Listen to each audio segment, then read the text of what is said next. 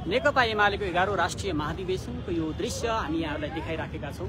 महाधिवेशनको औपचारिक कार्यक्रम 1 बजेबाट सुरु हुनेछ र त्योभन्दा अगाडि सांस्कृतिक कार्यक्रम हुन्छ भनेर हामीलाई आयोजकले जानकारी दिएको छ। हामी महाधिवेशनका प्रतिनिधिहरूसँग निरन्तर कुराकानी गरिराखेका छौँ।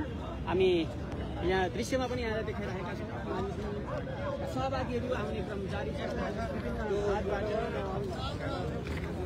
काठमाडौँको पश्चिमी भागबाट, उपत्यकाको पश्चिमी भागबाट आउने जुलुस भक्तपुरको गट्ठाघरबाट आउनेछ। त्यसै गरी पूर्वी भेगबाट आउने जुलुस सागा जगाते हुँदै महाधिवेशन स्थल प्रवेश गर्नेछ। त्यसरी भक्तपुरका विभिन्न गौडाहरूबाट पनि जुलुस आउने हामीलाई आयोजकले जानकारी दिएका छन्। जुलुसहरू आउने क्रम जारी छ र सँगसँगै सहभागीहरू पनि महाधिवेशन स्थलमा आइराख्नु भएको छ। हामी निरन्तर महाधिवेशनका सहभागीहरूसँग कुराकानी गरिराखेका छौँ र पृष्ठभूमिमा सांस्कृतिक कार्यक्रम पनि हुँदैछ। मसँग एकजना सहभागी हुनुहुन्छ, उहाँसँग कुराकानी गर्दैछु। हजुर, यहाँको शुभ नाम के भन्नु? अहिलेसम्म कतिवटा महाधिवेशनमा यहाँ सहभागी कतिवटा महाधिवेशनहरू भन्दा यो महाधिवेशन चाहिँ के हिसाबले महाधिवेशन पनि हो, यो कसरी हेरिराख्नु भएको छ? स्वाभाविक रूपमा पार्टीका चाहिँ अब यो महाधिवेशनलाई लिएछ। अन्य पार्टीहरूले, हाम्रो पार्टी नेकपा एमाले पनि आफ्नो समयमा आफ्नो चाहिँ परिस्थिति अनुसारले अधिवेशन गरिदियो भने यो जेएनसीको आन्दोलनपछि 23-24 गते देशमा चाहिँ नेकपा एमाले सिद्धिएको छ। नेकपा एमालेको अस्तित्व समाप्त भएको छ। शर्ते अध्यक्ष केपी शर्मा ओलीको चाहिँ अब बहिर्गमन हुनुपर्छ भन्ने किसिमका कुतर्कहरू चाहिँ विभिन्न चाहिँ व्यक्ति समाज अथवा चाहिँ सामाजिक सञ्जाल मार्फत चाहिँ बाहिर आइरहेको अवस्थामा नेकपा एमाले जीवित छ। शर्ते अध्यक्ष केपी शर्मा ओलीको खाँचो अझै पनि खाँचो छ भन्ने हिसाबले गर्न लागि यो अधिवेशन स्वाभाविक रूपमा चाहिँ अन्य पार्टीहरूले चाहिँ यो बेलामा चाहिँ केन्द्रीय कमिटीका अनि प्रदेश कमिटीका, जिल्ला कमिटीका, पालिका कमिटी, शाखा कमिटीका बैठकहरू राख्न सकिरहेको अवस्था छैन। तर नेकपा एमाले चाहिँ विभिन्न चाहिँ चरणमा आफ्ना कार्यक्रमहरू चाहिँ सम्पादन गर्दै महाधिवेशनको हजुर 23 र 24 गतिको आन्दोलनको पृष्ठभूमिमा आन्दोलनलाई पृष्ठभागमा राख्ने यहाँले महाधिवेशन भन्ने बित्तिकै स्वाभाविक रूपमा नेतृत्व पुनर्गठन रूपान्तरणको एउटा महाधिवेशनको मर्म पनि हो। अब एमालेमा नेतृत्व परिवर्तन हुनुपर्छ कि पर्दैन, यहाँलाई के लाग्छ? नेकपा एमालेको अहिलेको आवश्यकता अनुसार शर्ते अध्यक्ष केपी शर्मा ओली नै दोहोरिनुपर्छ भन्ने हाम्रो मान्यता छ। एकदम साथीहरूको त होला नहोला, तर धेरै साथीहरूको माग भने केपी शर्मा ओलीको चाहिँ आवश्यकता दोहोरिनुपर्छ भन्ने छ। पुस्तान्तरण होइन, विचार अन्तर हुनुपर्छ भन्ने चाहिँ हाम्रो चाहिँ माग छ। हस्, हामी निरन्तर सहभागीहरूसँग संवाद गरिराखेका छौँ। नेकपा एमालेको 11औं राष्ट्रिय महाधिवेशन हो। महाधिवेशन भनेको स्वाभाविक रूपमा नीति र नेतृत्व चयन गर्ने रूपमा पनि लिइन्छ। एमाले गत भदौ 20 देखि 22 गतेसम्म दोस्रो विधान महाधिवेशन गरेर नीति तय गरिसकेको छ र यो 11औं राष्ट्रिय महाधिवेशनले एमालेको आगामी नेतृत्व 5 वर्षका लागि आगामी नेतृत्व चयन गर्नेछ। अध्यक्षमा वर्तमान अध्यक्ष केपी शर्मा ओली र वरिष्ठ उपाध्यक्ष ईश्वर पोखरेल बीच प्रतिस्पर्धा हुने अहिलेसम्म आकलन हामीले गर्न सक्छौँ। यद्यपि अध्यक्ष केपी शर्मा ओलीले म नै दोहोरिन्छु भन्ने सार्वजनिक रूपमा नभनिसकेको र वरिष्ठ उपाध्यक्ष ईश्वर पोखरेलले मात्रै घोषणा गरेको स्थितिमा हामी प्रतिस्पर्धा हुन्छ भनेर आकलन मात्रै गर्न सक्छौँ। उहाँहरू दुईजना बीच प्रतिस्पर्धा हुने देखिन्छ। हामी निरन्तर महाधिवेशनका सहभागीहरूसँग कुराकानी गरिरहेका छौँ। हामीसँग एकजना सहभागी हुनुहुन्छ, यहाँलाई स्वागत छ। नमस्कार। हजुरको शुभ नाम के भन्नुभयो? हजुर कहाँबाट आउनुभयो? अहिलेसम्म कतिवटा एमालेको महाधिवेशनमा यहाँ सरिक हुनुभयो? 9, 10 र 11 मा सरिक हुनुभयो। यो महाधिवेशनमा के फरक पाउनु भएको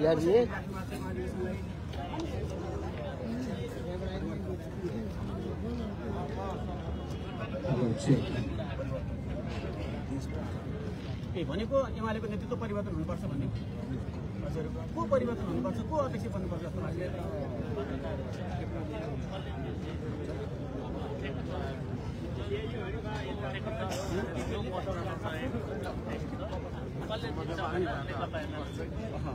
मसँग अर्को एकजना सहभागी पनि हुनुहुन्छ। हस्, धन्यवाद। हामी निरन्तर यहाँहरूलाई संवादमा जोडिराखेका छौँ, कुराकानी हामी गरिराखेका छौँ। यता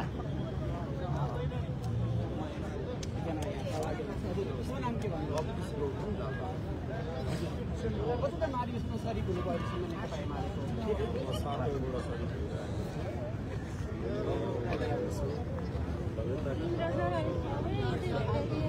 अब एमाले एमालेको महाधिवेशन भन्ने बित्तिकै नेता र नीति चयन गर्ने फलोको रूपमा पनि बुझिन्छ।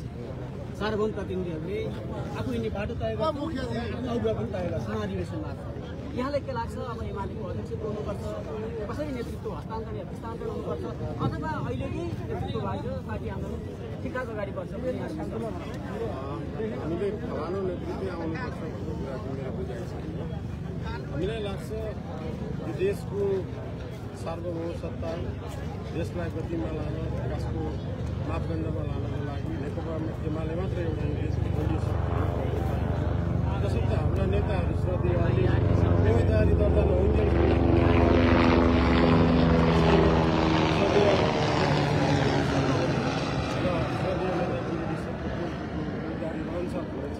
उहाँहरू यो देशको विकासको लागि नेपाली जनताको आशा भरोसा गर्नको लागि योग्य नेतृत्व हुन्छ।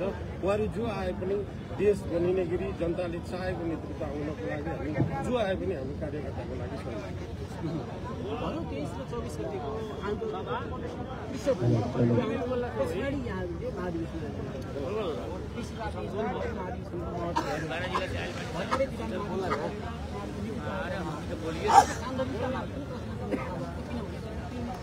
एक महिना पनि नबित्दै पनि भएन, एक दिन पनि नबित्दै ठुलो आन्दोलन भयो, सत्तापित पनि भयो।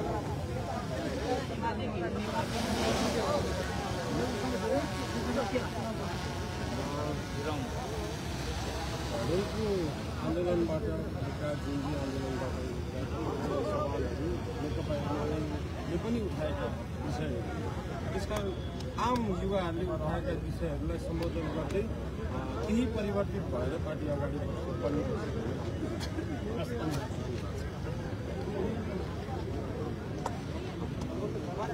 धन्यवाद। निरन्तर संवादमा सहभागीहरूसँग कुराकानी गरिरहेका छौँ। 11औं राष्ट्रिय महाधिवेशनको 54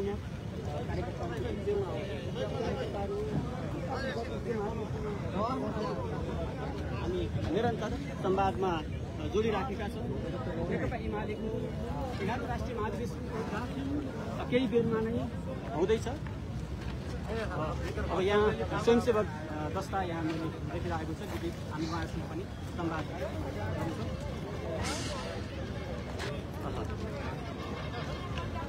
नेकपा एमालेको महाधिवेशन उद्घाटन स्थलको यो दृश्य हामी यहाँहरूलाई देखाइराखेका छौँ। महाधिवेशन रौनक यहाँ बढिराखेको छ। सल्लाहखाली भक्तपुरबाट हामी यहाँलाई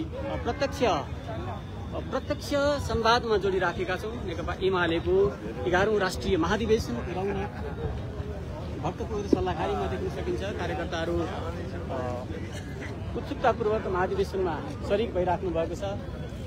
सहभागी हुने क्रम पनि जारी छ। उपत्यकाका विभिन्न गौडाहरूबाट जुलुस आउने क्रम, सल्लाहखालीतर्फ जुलुस आउने क्रम बढिराखेको छ। सहभागीहरूको संख्या थपिँदै हुनुहुन्छ। एमालेको यो महाधिवेशन स्वाभाविक रूपमा चासो छ। एमालेको नेतृत्वमा को आउँछ, एमालेलाई कसरी हिँडाउने प्रतिज्ञा गर्छ, यो सबै चर्चाको विषय पनि राखेको छ। राष्ट्रिय राजनीतिमा हस्तक्षेपकारी अथवा प्रमुख दलहरूको महाधिवेशन यसकारण पनि विशिष्ट रहने गर्छ। उनीहरूले लिने नीति, उनीहरूले लिने दृष्टिकोण, उनीहरू हिँड्ने बाटो देशकै भविष्यसँग पनि गाँसिएको हुन्छ। यो सबै हिसाबले एमालेको यो महाधिवेशन विशिष्ट महत्त्वको छ। केही सहभागीहरू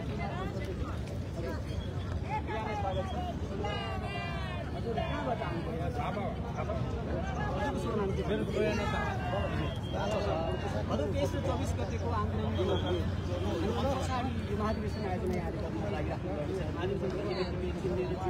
फलो पनि हो।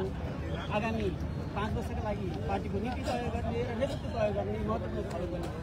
कसरी लिनु भएको छ, एमालेको आगामी नेतृत्वमा को आउनुपर्छ, यहाँलाई के लाग्छ?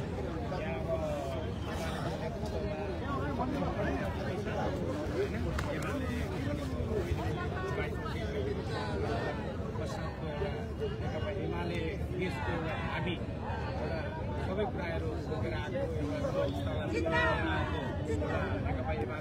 नेकपा एमालेमा हस्तान्तरण गर्दाखेरि पनि जो सक्षम व्यक्ति छ त्यो मान्छे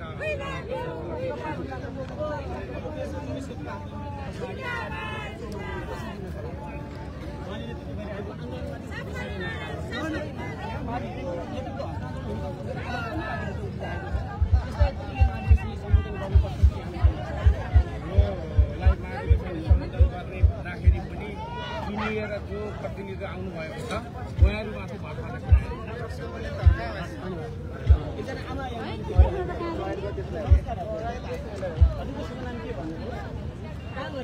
अब यता इलामबाट आउनुभयो अहिलेसम्म कतिवटा महाधिवेशनमा सहभागी हुनुभयो एमालेको महाधिवेशन चाहिँ यो पहिलो भन्नुपर्छ म समायोजनको मान्छे हो कहाँबाट समायोजित हुनुभयो इलामबाट नेकपा माओवादी केन्द्रबाट पहिला नेकपा माओवादी केन्द्रमा के देखेर एमालेमा आउनुभयो अब यो कम्युनिस्ट आन्दोलनको मूल धार भनेको यही नै हो र यसैले नै देशका जनताको मुक्तिका निम्ति काम गर्छ र कम्युनिस्ट आन्दोलन यदि सफल पार्नु छ भने सबैले नेकपा एमालेमा सहयोग दिनुपर्छ भन्ने विचारका साथ वर्षको उमेरदेखि कम्युनिस्ट आन्दोलनमा सडेको 11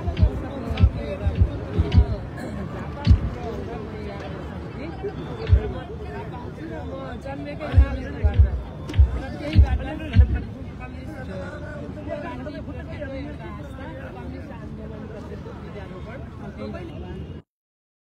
होला मुलुकमा यस्तो परिवर्तन ल्याउँछ होला हाम्रो भविष्य यस्तो हुन्छ होला हाम्रो मात्रै नभएर हाम्रा शाखा सन्तान दर सन्तानहरूको भविष्य यति राम्रो हुन्छ होला उज्जवल हुन्छ होला भन्ने यहाँले कल्पना गर्नुभएको त्यसलाई पार्टी सहभागिता लिँदै गर्दा अहिले कस्तो पाउनु भएको यहाँको हजुरहरूलाई म अत्यन्त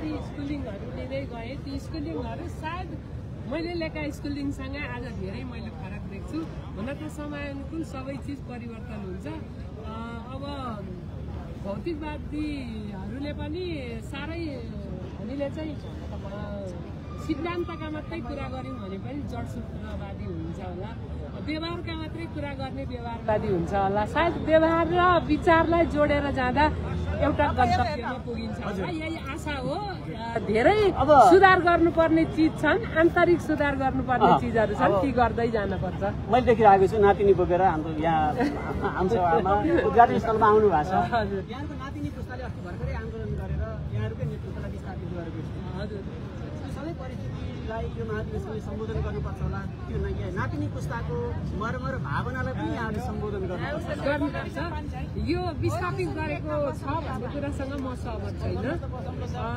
जेन्जी पुस्ताले उठाएका मागहरू जायज छन् तर भोलिपल्टको आन्दोलनलाई हेऱ्यो भने त्यो दुईटालाई फरक फरक ढङ्गले हेर्नुपर्छ र हामीले पनि हाम्रो पार्टीले त स्वतः युवाहरूका निम्ति त एउटा क्लस्टरै छुट्याएको छ क्लस्टरबाट युवाहरू 500 जति चाहिँ यो महाधिवेशन स्थलमा हुनुहुन्छ अहिले र त्यो 500 जति युवाहरूको त्यही अनुसार परिवर्तनको ढुङ्गा पनि हुँदै जान्छ र यो बुढा पुस्तालाई विस्थापित गर्ने वा युवाहरूले मात्रै काम गर्ने भन्ने चिज होइन युवाहरूसँग सङ्कल्प छ अनुशासन छ जोस छ र अहिलेका पुस्ताहरूसँग ऊर्जा छ उत्साह छ ती चिजलाई मिलाएर गयो भने मात्रै बल अनि हामीले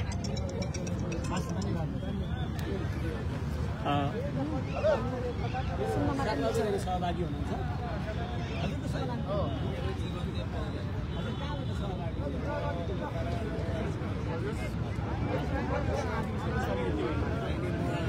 एउटा चितवनको महाधिवेशन 10औं महाधिवेशन र अनि अहिले 11औं महाधिवेशनको सहभागी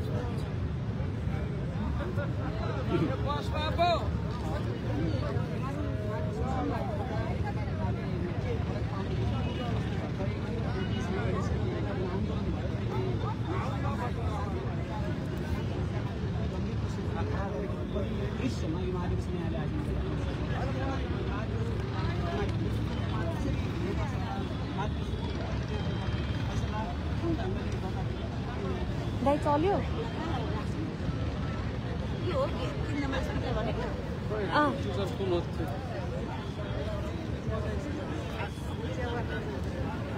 ए तपाईँ त्यहाँ कमेन्टमै लेख्नु न ल, कमेन्टमा भन्नु, मैले हेरिरहेको हुन्छु क्या ल।